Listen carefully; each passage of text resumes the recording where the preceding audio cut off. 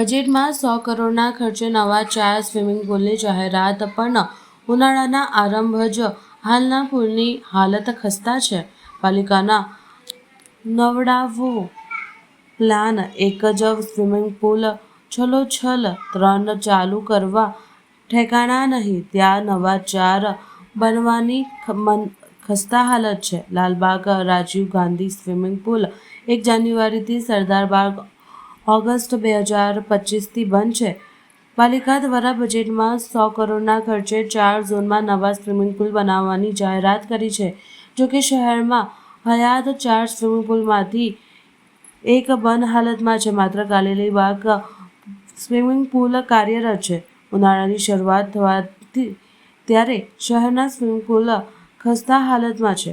પાલિકા સંચાલન 4 જેટલા સ્વિમિંગ પુલ આવેલા છે, જેમાંથી સૌથી જૂનો લાલબાગ, સરદારબાગ, રાજીવ ગાંધી અને કારેલાબાગ સ્વિમિંગ પુલ છે, જેમાંથી 1 જાન્યુઆરીથી મેનેજમેન્ટ માટે લાલબાગ અને વાઘોડિયા રોડ સ્થિત રાજીવ ગાંધી સ્વિમિંગ પુલ બંધ કરાયા છે. જ્યારે સરદારબાગ સ્વિમિંગ પુલ 2025ના ઓગસ્ટથી જ બંધ હાલતમાં છે. એક તરફ 4 નવા સ્વિમિંગ પુલ બનાવવાની જાહેરાત કરાઈ છે, પરંતુ હયાત સ્વિમિંગ પુલો છે જ તેની યોગ્ય જાળવણી કરવામાં આવી નથી. વડોદરા શહેર સ્માર્ટ સિટીની વાતો વચ્ચે વડોદરા શહેરમાં 4 સ્વિમિંગ પુલો જે જૂના છે એ સ્માર્ટ નથી બન્યા, અને હાલમાં ઉનાળો આવી ગયો છે ત્યારે 3 સ્વિમિંગ પુલ રિપેરિંગમાં છે.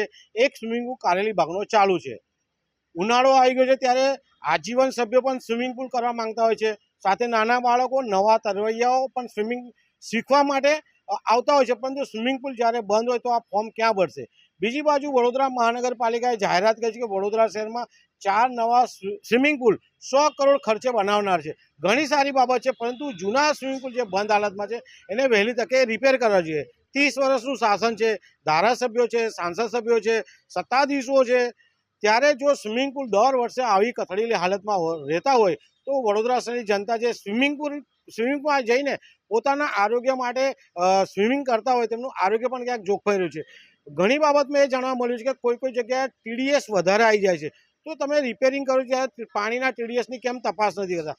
ક્યાંક ને ક્યાંક વડોદરા શહેરના જે પણ સ્વિમરો છે અત્યારે ક્યાંક ને ક્યાંક ઉદાસ થઈને બેઠા છે. તો વડોદરા શહેરના સત્તાધીશો, અધિકારીઓ, ધારાસભ્ય, સાંસદ સભ્યને અમારી એક વિનંતી છે કે વહેલી તકે સ્વિમિંગ પુલ ચાલુ કરો. નવા સ્વિમિંગ પુલ ચાલુ કરે છે, ખૂબ ખૂબ અભિનંદન છે, પરંતુ જૂનાને પણ ચાલુ રાખીને તમામ સ્વિમરોને લાભ મળે તેવા પ્રયાસ કરે તેવી અમારી માંગ છે.